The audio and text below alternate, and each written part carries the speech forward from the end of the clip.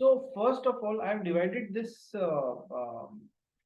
Question bank into two parts. First में theoretical questions क्या क्या बन सकते हैं वो डिस्कस करेंगे, और फिर सेकंड में प्रैक्टिकल क्वेश्चंस क्या क्या बन सकते हैं वो डिस्कस करेंगे। Question number one, state the essential elements of a contract of bailment. की सर कॉन्ट्रैक्ट ऑफ बेलमेंट भी एक कॉन्ट्रैक्ट होता है, तो उसके एसेंशियल एलिमेंट्स क्या होते हैं। कि सर बेलमेंट क्या होता है, सबसे पहले तो आपको वो समझाना रहेगा।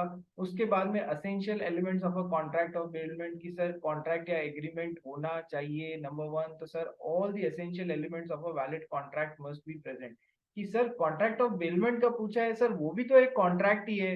तो सर जब कॉन्ट्रैक्ट है तो उस कॉन्ट्रैक्ट के सारे essential elements minimum two parties होना चाहिए, parties must be competent to contract होना चाहिए। ये सारी बातें जो अपन ने जनरल प्रिंसिपल्स के फर्स्ट चैप्टर में पढ़ी थी वो सब कवर होनी चाहिए।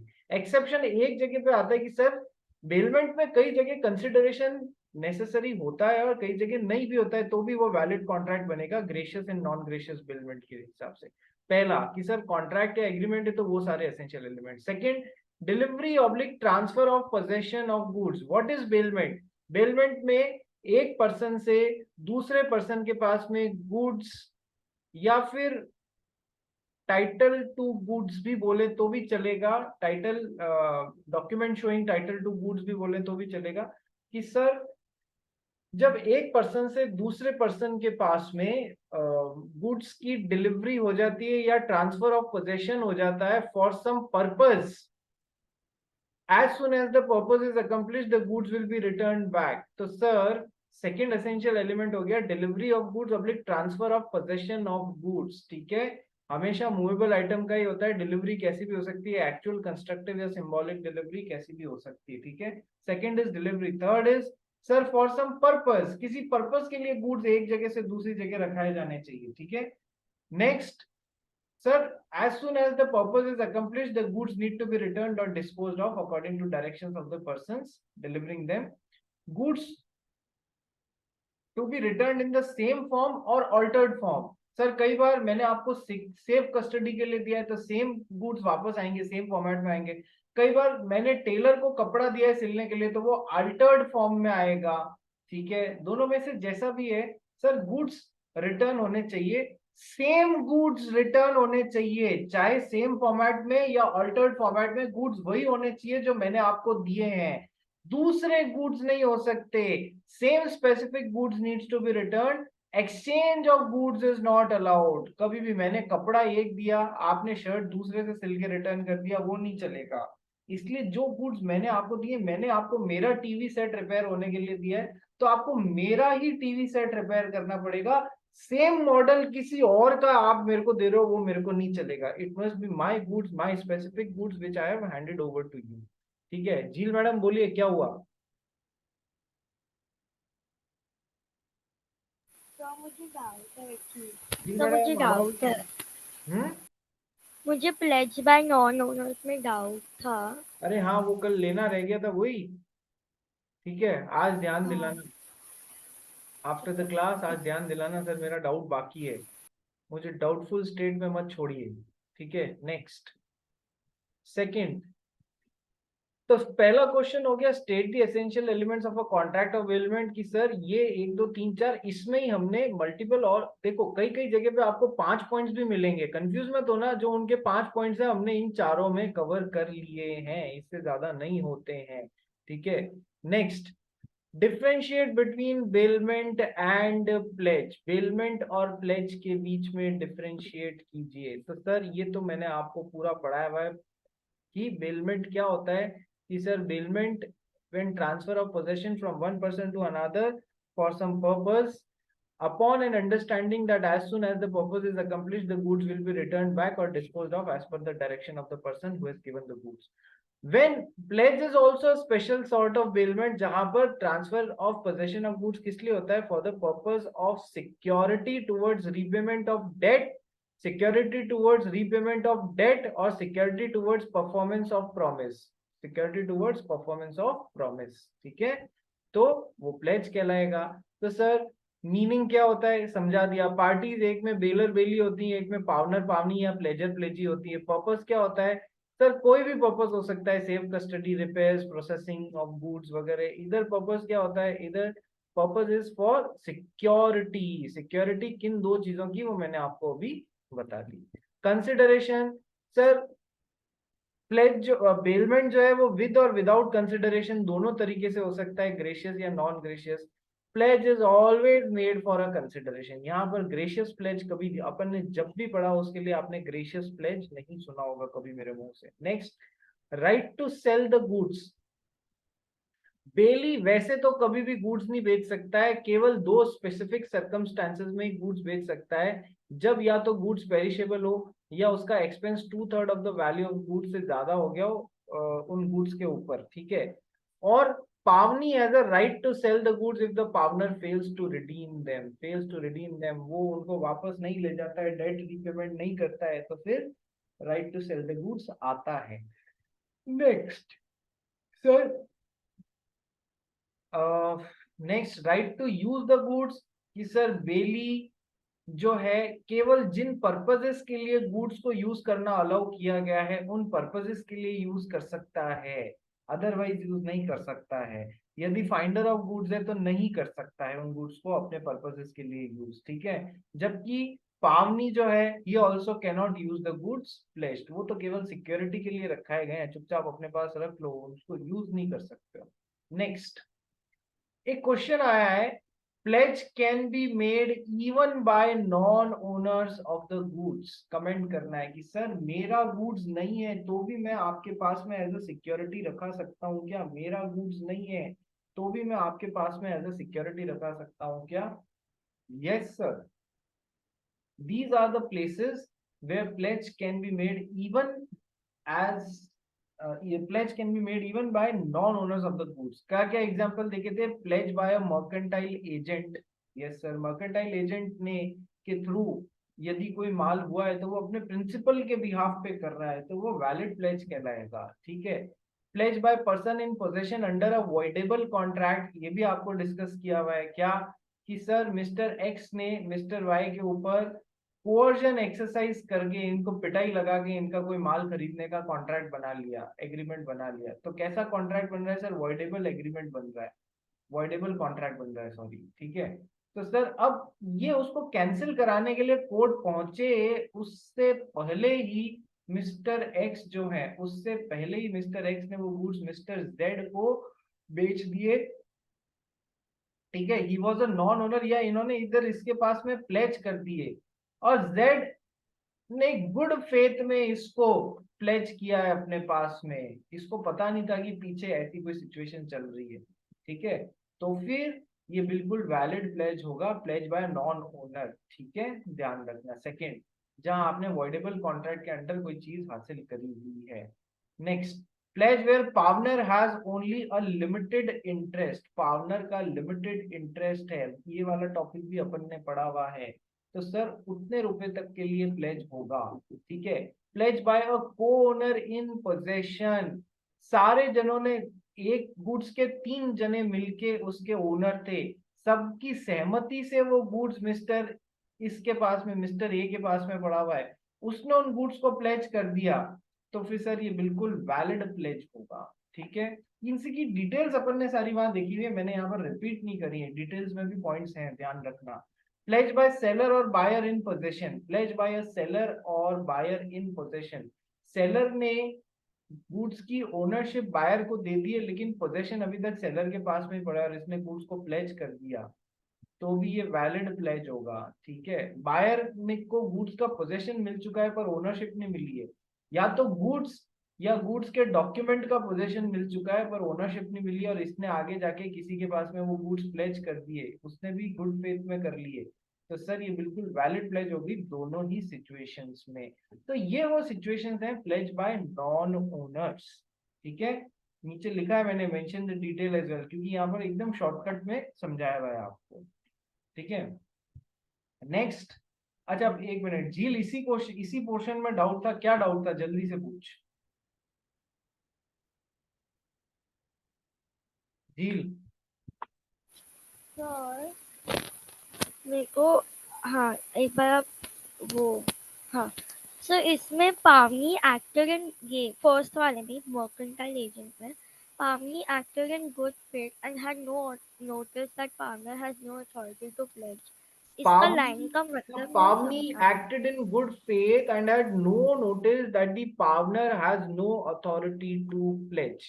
ठीक है, ये तो मैंने बोला ही था कि सर मर्केंटाइल एजेंट जो होता है ना, mercantile agent is in possession of the goods or document of title to goods with the consent of the owner, he can pledge them while acting in the ordinary course of business as a mercantile agent. देखो इसमें मैंने आपको दो cases समझाए थे, यदि आपको याद आ रहा है, यदि आपने वापस रिकॉर्डिंग्स देखी हैं या ध्यान दिया था, तो मर्केंटाइल एजेंट में दो केसेस होते हैं। पहला केस तो होता है जैसा प्रिंसिपल ने डायरेक्ट किया है बिल्कुल वैसा वैसा उन पावर्स के दायरे में रहते हुए मर्केंटाइल एजेंट ने गुड्स को प्लेज किया है।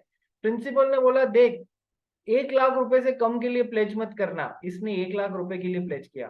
प्रिंसिपल ने इसको पावर्स दिए कि तू मेरे गुड्स को 1 लाख रुपए के लिए प्लेज कर सकता है। ये उसने बिल्कुल उस दायरे में रहते हुए काम किया है, ये बिल्कुल वैलिड प्लेज है।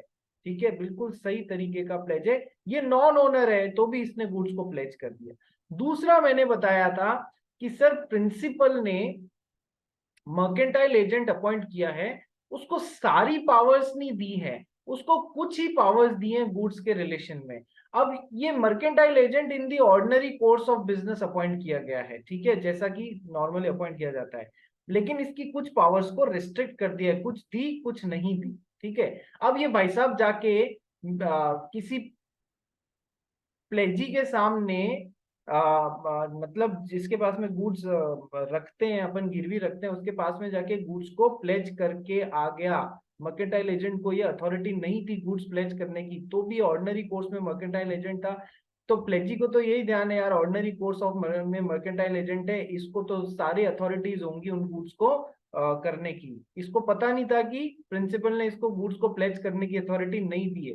और प्लेजी acted in a good faith, उसको यही लगा कि इसके पास में सारी पावर्स है, उसने प्लेज कर दिया उन गुड्स का मर्केंटाइल एजेंट के द्वारा, who was not the owner, तो भी ये वैलिड प्लेज होगा। ध्यान रखना, दोनों बातें समझाई थी, ये वाली भी और ये वाली भी। आई बात समझ में? ठीक है, हुआ डाउट क्लियर? चलिए, किसी और को कोई डाउट? हाँ सर। किसी और को कोई डाउट नहीं? चलिए, ईशा शेट्टी बोलो।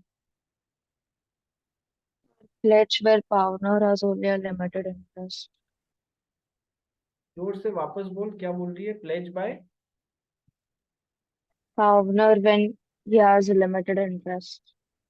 Pledge by pawnor where he has a limited interest, ये वाला पूछ रही है। लिमिटेड इंटरेस्ट का मतलब हुआ pawnor is not the absolute owner of the goods, the pledge is valid to that extent of that interest. देखो, देखा जाए ना तो पॉइंट सी और डी आपस में कहीं ना कहीं एक जैसे ही दिखते हैं और एक जैसे ही हैं भी।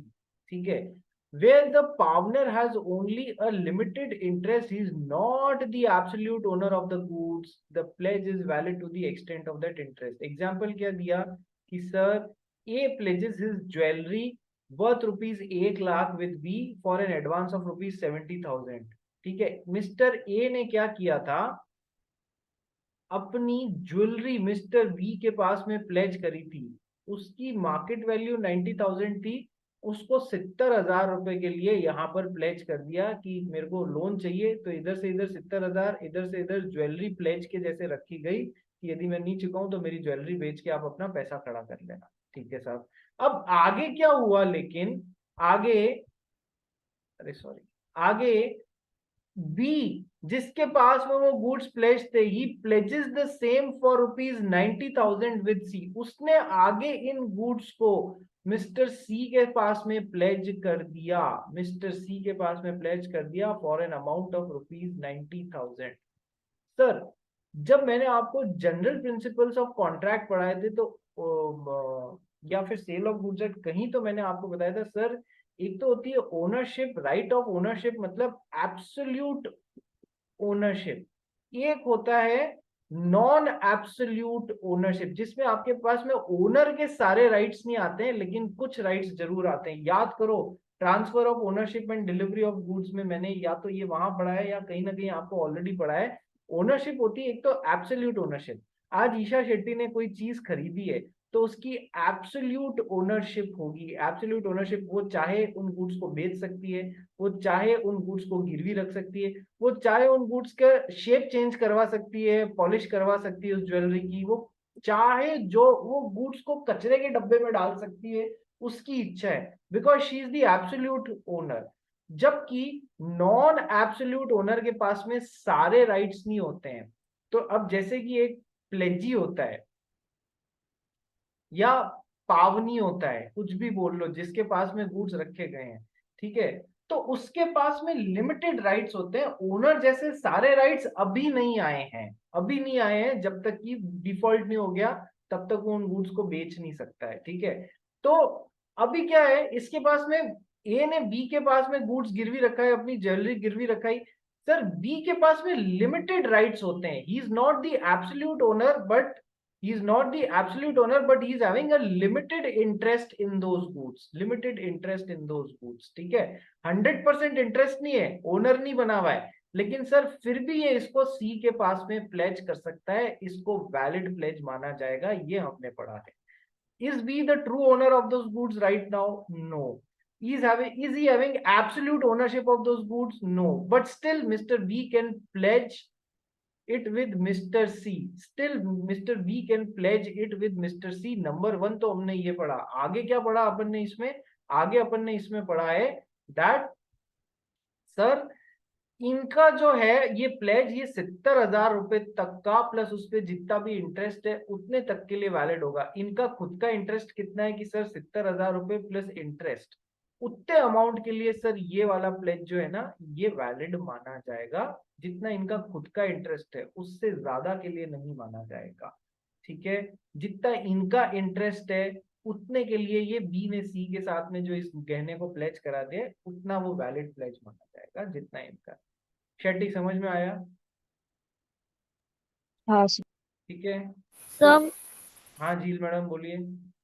सर तो हमेशा मर्केंटाइल एजेंट को अपॉइंट करते तो वो हमेशा प्लेजर होगा ना, जो नहीं मर्केंटाइल हाँ agent will be the pleasure, and जिसके पास में, जिस मनी लेंडर के पास में या फिर जिसको मर्केंटाइल एजेंट ने जिसको उस पास में प्लेज किया है वो प्लेज ही, सिंपल। नहीं, तो मर्केंटाइल एजेंट हमेशा प्लेजर ही अपॉइंट करेगा ना। तो अपन तो प्रिंसिपल अपॉइंट करेगा मर्केंटाइल हाँ एजेंट को, principal. Okay principal okay appoint करेगा मर्केंटाइल एजेंट को। Mercantile agent is the non owner. अपन टॉपिक क्या पढ़ रहे हैं? Pledge by non owner. तो ये हो गया प्लेजर, ये प्लेजी, ऐसा प्लेज वैलिड होता है, ठीक है।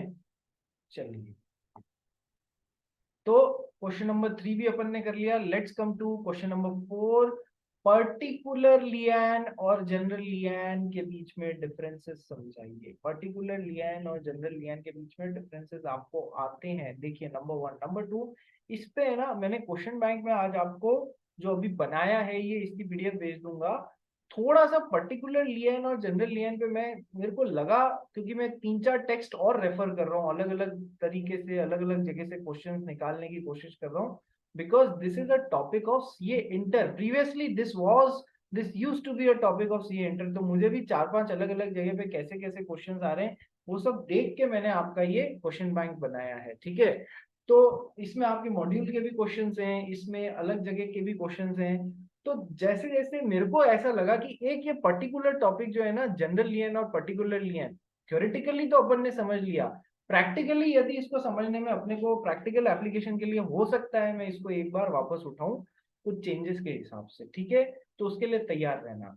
सो differentiate between a particular lien and a general lien. अपन सब समझते हैं पर्टिकुलर लियन क्या होता है। मिस्टर एक्स ने मिस्टर वाई के पास में मल्टीपल लोन्स ऐसे चल रहे हैं, तो जो चीज वो रख सकते हैं गिरवी अपने पास में, जिसका पोजेशन रख सकते हैं जब तक कि इनका पैसा नहीं मिल जाए, जिस पे इन्होंने, मान लो मिस्टर एक्स ने टेलर के पास में, मिस्टर एक्स ने टेलर के पास में अपना एक क्लॉथ पीस दिया है, क्लॉथ पीस दिया है कि इसमें से मेरे को शर्ट सिल के दो। तो सर जिस चीज पे भी टेलर ने अपना, वो कहते हैं ना स्किल एक्सरसाइज किया है, स्किल एक्सरसाइज किया है, कोई मेहनत की है, कोई सर्विस प्रोवाइड करी है, उस पे ऑटोमेटिकली इनको राइट ऑफ पर्टिकुलर लियन मिलेगा। ये बात ध्यान रखना, इस पे ऑटोमेटिकली इनको पर्टिकुलर लियन का राइट मिल जाएगा। तो टेलर को वो शर्ट तब तक देने की जरूरत नहीं है, टेलर को वो शर्ट तब तक देने की जरूरत नहीं है जब तक कि मिस्टर एक्स सिलाई के पैसे नहीं दे देते। ठीक है, तो पर्टिकुलर लियन जिसपे स्किल या लेबर एक्सरसाइज की है वही चीज रख सकते हैं, या जिस पर्टिकुलर आइटम के अगेंस्ट लोन लिया है वही चीज रख सकते हैं। ऐसा मतलब मैं बेलमेंट और प्लेज दोनों में पर्टिकुलर लियन आपको समझा रहा हूँ। ठीक है, अब सर जनरल लियन क्या होता है, जैसे कि बैंकर्स के पास में जनरली ये राइट होता है, वार फिंगर्स के पास में जनरली, ऐसी एक लिस्ट पड़ी थी। जनरल लियन का राइट सबको अवेलेबल नहीं होता है, कुछ लिमिटेड लोगों को ही होता है। नंबर वन, जनरल लियन का राइट क्या है, मिस्टर एक्स और मिस्टर वाई के बीच में बहुत सारे ट्रांजैक्शंस चल रहे हैं, उसमें किसी भी चीज के अंडर आई हुई चीज को किसी भी चीज के लिए फर्दर लियन का राइट एक्सरसाइज कर सकते हैं, भले ही वो जो चीज किसी पर्टिकुलर ट्रांजैक्शन में गिरवी रखाई गई है या आई है वो दूसरे से रिलेट नहीं करती है तो भी रख सकते हैं। जनरल अकाउंट के लिए कि देखो इधर से 100 रुपए आने थे, इस ट्रांजैक्शन से 200 आने थे, इधर से 300, इधर से 200, इधर से 500 आने थे, चीज यहाँ पर आई हुई है लेकिन इसके अगेंस्ट भी रख सकते हैं। यानी कि जनरल अकाउंट जब तक पूरा अकाउंट इनका सेटल नहीं हो जाता तब तक ये उस चीज पे अपना राइट ऑफ लियन किसी और ट्रांजैक्शन में आई हुई पे भी लियन एक्सरसाइज कर सकते हैं। तो sir this is a right of general lien. ठीक है, जिस पर्टिकुलर ट्रांजैक्शन में चीज आई है केवल उसी के लिए नहीं दूसरों के लिए भी रख सकते हैं, this is the right of general lien. ठीक है, right to keep the possession of the goods belonging to other against general balance of account, against general balance, कोई भी ट्रांजैक्शन से कुछ भी बाकी है, ये तो हो गया जनरल लियन। और पर्टिकुलर लियन ओनली स्पेसिफिक गुड्स, ठीक है, उसी पे एक्सरसाइज किया जा सकता है। ठीक है, डायरेक्ट एप्लीकेबिलिटी की सर पर्टिकुलर लियन ऑटोमेटिक होता है जिसपे भी स्किल या लेबर या जो भी चीज गिरवी रखाई गई उस पर डायरेक्टली होता है। जनरल लियन ऑटोमेटिक नहीं होता है, कुछ लोगों के लिए ही ऑटोमेटिक होता है जैसे कि बैंकर्स वगैरह। ठीक है, it is recognised through an agreement, it is exercised by the bailee only by name. ठीक है, general lien is not automatic but is recognised through an agreement, but कुछ लोगों के लिए ये फिर भी बाय नेचुरली एक्सरसाइज किया जा सकता है। When can the right be exercised? It can be exercised against goods even without involvement of a labor or skill. जबकि particular lien में कि sir it comes into play only when some labor or skill is involved, resulting in an increase in the value of the goods. ठीक है, ये केवल उस situation में automatically मिल जाता है, टेलर का एग्जांपल जो मैंने आपको बताया, ठीक है, उसमें ऑटोमेटिक मिल जाता है। या फिर मैंने अपना कोई पर्टिकुलर एक ही ट्रांजैक्शन कर रहा हूँ मनी लेंडर के साथ में, उसके लिए कोई गुड्स मैंने यहाँ पर गिरवी रखा है तो वहां भी होगा। और यदि लेबर या स्किल एक्सरसाइज कर रहा हूं तो सर उसमें तो ये राइट मेरे को बिना कहे ऑटोमेटिकली भी मिल जाएगा, क्यों, मैंने टेलरिंग की है भाई आपके लिए तो उसका चार्जेस नहीं लोगे तब तक मैं गुड्स नहीं दूंगा। Next, sorry, next, only specified persons like bankers, factors, war fingers, etc. are entitled to general lien, जबकि बेली, finder of goods, pledgee, unpaid seller, agent, partner are all entitled to particular lien. बेली के पास में goods रखाया है वो होगा। Finder of goods को जब तक आप उसका मालिक को ढूंढने का प्लस उस गुड्स की केयर टेकिंग का पैसा नहीं देते हैं वो उन गुड्स पे पर्टिकुलर लियन एक्सरसाइज कर सकता है। सर मैंने अपना कोई पर्टिकुलर गुड्स प्लेज किया है किसी के पास में, एक ही लोन लिया है, उस लोन का जब तक रिपेमेंट नहीं होता वापस ले लिया जा सकता है। अनपेड सेलर, सर तुम्हारा माल अभी तक ओनरशिप मैंने दे दी but I am unpaid seller, तुमने पैसा नहीं दिया, माल मेरे पास में ही पड़ा हुआ है तो मैं उस पर right of lien particular lien exercise कर सकता हूँ। ठीक है, तो ये सारे लोग जो होते हैं they are entitled to right of particular lien, या जिसने कोई स्किल या लेबर अप्लाई की है वो। ठीक है, नेक्स्ट क्वेश्चन नंबर 5, बेलमेंट किस किस तरीकों से खत्म होता है, बेलमेंट किस किस तरीकों से खत्म होता है कि सर सबसे पहले expiry of the time period which is fixed by the parties. Bailment यदि मैंने आपको अपनी कार 4 दिनों के लिए चलाने के लिए दी थी, जैसे ही 4 दिन खत्म हुए बेलमेंट खत्म हो जाएगा। ठीक है, नंबर 1। नंबर 2, या फिर फुलफिलमेंट ऑफ द पर्पस। मैंने अपनी कार जो है आपको रिपेयर्स के लिए दी, जैसे ही वो कार रिपेयर हो गई, यहाँ पर्टिकुलर दिन का कोई मेंशन नहीं है, यहाँ कोई पर्पस का मेंशन है, जैसे ही वो पर्पस पूरा हो गया, रिपेयर्स पूरे हो गए, bailment would come to an end. ठीक है, नेक्स्ट तीसरा, destruction of the subject matter of bailment. कई बार ऐसा होता है, मिस्टर एक्स ने मिस्टर वाई को गुड्स दिए थे कोई for some particular purpose, if the goods gets destroyed, goods ही खत्म हो गए, subject matter of the contract ही खत्म हो गया है, तो बेलमेंट खत्म हो जाएगा। अब ये बात अलग है, this is a separate thing कि सर वो बेली की गड़बड़ के कारण डिस्ट्रॉय हुआ है या बेली ने रीजनेबल केयर लिया था उसके बाद में भी डिस्ट्रॉय हो गया, कौन रिस्पॉन्सिबल होगा, इस पे अलग क्वेश्चन आता है। ठीक है, वो सब हमने पढ़ा हुआ भी है, पर क्वेश्चन अलग भी बनता है। बट मेन पार्ट इज कि सर बेलमेंट कैसे कैसे खत्म होता है, या तो जितने टाइम पीरियड के लिए दिया हो वो टाइम पीरियड खत्म हो गया हो, या जिस पर्पस के लिए दिया हो वो पर्पस पूरा हो गया हो। तीसरा तरीका होता है कि सर या फिर सब्जेक्ट मैटर डिस्ट्रॉय हो गया हो। ठीक है, तो बेलमेंट तो एक बार खत्म हो गया। On death of the bailor or bailee in case of gratuitous bailment, यदि ग्रेशियस बेलमेंट है, मिस्टर एक्स ने मिस्टर वाई को जो गुड्स दिए वो ग्रेशियसली बेल किए गए थे, ठीक है, जिसमें दोनों पार्टीज को कुछ ना कुछ कंसिडरेशन नहीं, केवल एक पार्टी को मिल रहा था, तो सर उसमें on death of the baler, या तो ये मर गए या ये मर गए, तो डेथ हो गई। ध्यान रखना, ये पॉइंट केवल ग्रेशियस बेलमेंट के लिए है।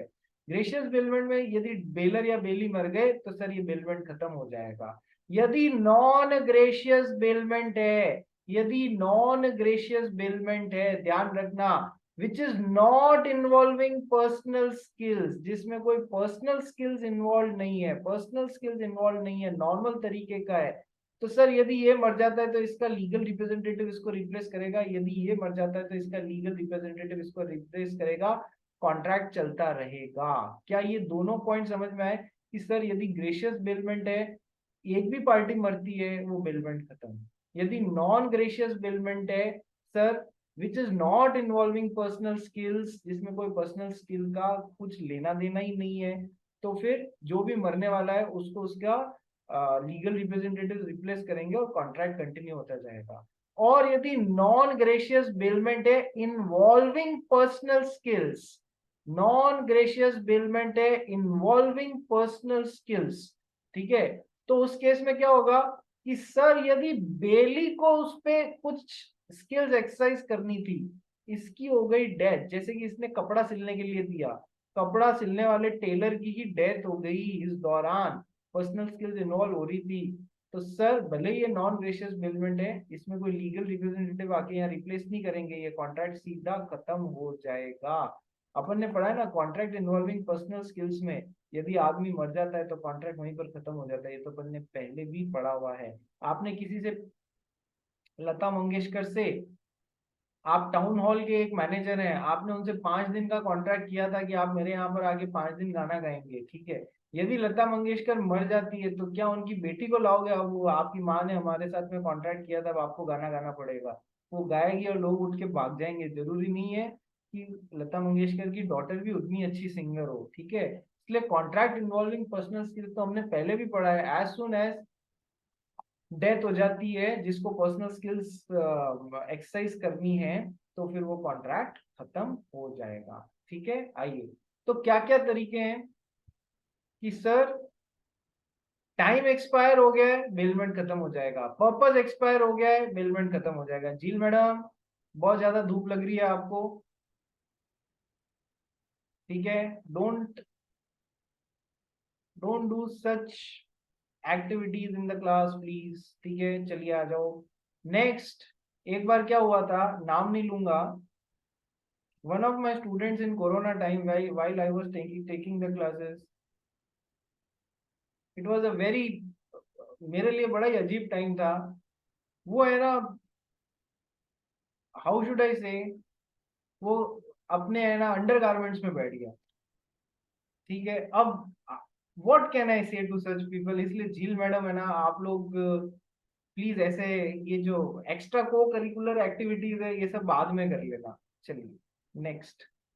ऑन डेथ ऑफ अ, फिर मुझे उसको कहना पड़ा कि ये फैशन शो नहीं है, इसलिए तू कृपया पूरे कपड़े पहन ले। नेक्स्ट।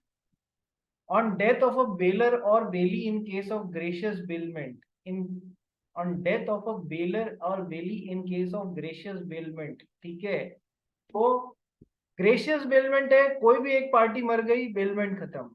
सर यदि नॉन ग्रेशियस बेलमेंट है और यदि जिसको स्किल इन्वॉल्व करनी है वो आदमी मर जाता है, जैसे सिंगर, पेंटर या फिर टेलर या जो भी है वो मर जाता है, नॉन ग्रेशियस बेलमेंट है, तो फिर वो खत्म हो जाएगा। अदरवाइज नॉन ग्रेशियस बेलमेंट में कोई पर्सनल स्किल इन्वॉल्व नहीं है, तो दोनों को उनके मरने पे लीगल रिप्रेजेंटेटिव रिप्लेस करेंगे और वो कॉन्ट्रैक्ट चलता जाएगा। ठीक है, तीनों सिचुएशन समझा दी। कौन कौन सी? जब ग्रेशियस बेलमेंट है, कोई भी मरा, कॉन्ट्रैक्ट खत्म। नॉन ग्रेशियस बेलमेंट है, दो चीजें हो सकती है, पर्सनल स्किल इन्वॉल्व है, बेली की, वो मरा तो कॉन्ट्रैक्ट खत्म। पर्सनल स्किल्स इन्वॉल्व नहीं है तो यहाँ पर जो भी मरा उसके लीगल रिप्रेजेंटेटिव्स उसको रिप्लेस करेंगे। सिंपल है, थोड़ा सा 1 मिनट दिमाग लगा लेना, चीजें सेट हो जाएंगी। नेक्स्ट प्रश्न, नहीं, point number 6, bye notice.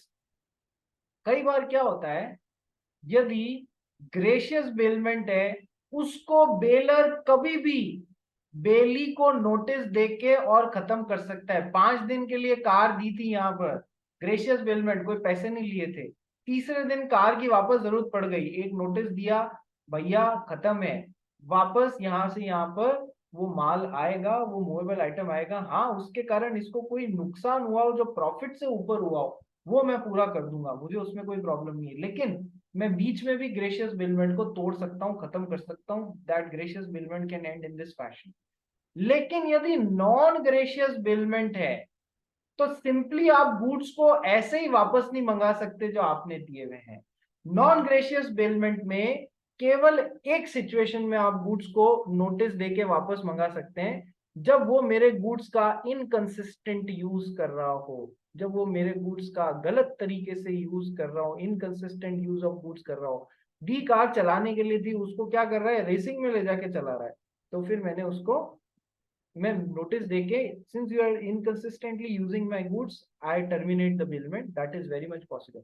Gracious bailment में तो कोई दिक्कत ही नहीं है, सिंपली नोटिस दो, गुड्स वापस दे रहे, तेरे को कोई लॉस है तो वो मैं पूरा कर दूंगा। नॉन ग्रेशियस बेलमेंट में डायरेक्टली नहीं कर सकते हो नोटिस देके, पूरा कॉन्ट्रैक्ट है आपका, केवल तब कर सकते हो जब वो आपके गुड्स का इनकंसिस्टेंट यूज कर रहा हो। मशीन दी थी पर डे 200 यूनिट चला बनाने के लिए, वो दिन रात लगा पड़ा है, 500-500 यूनिट प्रोड्यूस कर रहा है, ये सोच के कि मशीन अपनी नहीं है, खराब होगी तो अपना क्या लिया।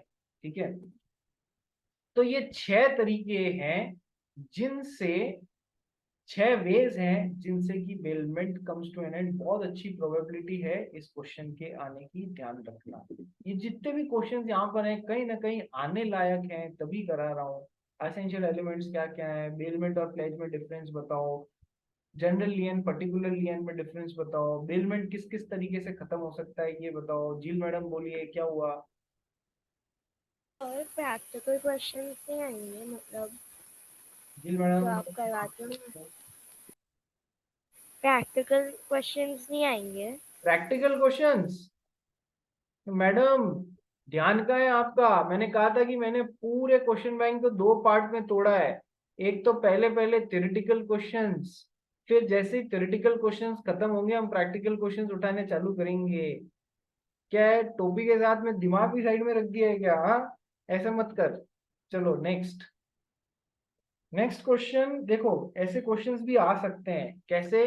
Briefly explain the rights of a bailor, briefly explain the duties of a bailor, briefly explain the rights of a bailee, briefly explain the duties of a bailee, explain the rights and duties of a pawner or pledger, explain the rights and duties of a pawnee or pledgee। ये सारे questions बनते हैं exam में, आप आते भी हैं, पर अब इनको अननेसेसरली यहाँ पर आंसर्स लिखने लगता तो नोट्स का रिपीटेशन होता और कुछ नहीं होता। तो इनके लिए सिंपली नोट्स चेक करना, पर करना जरूर, ऐसा नहीं कि रेफर नोट्स।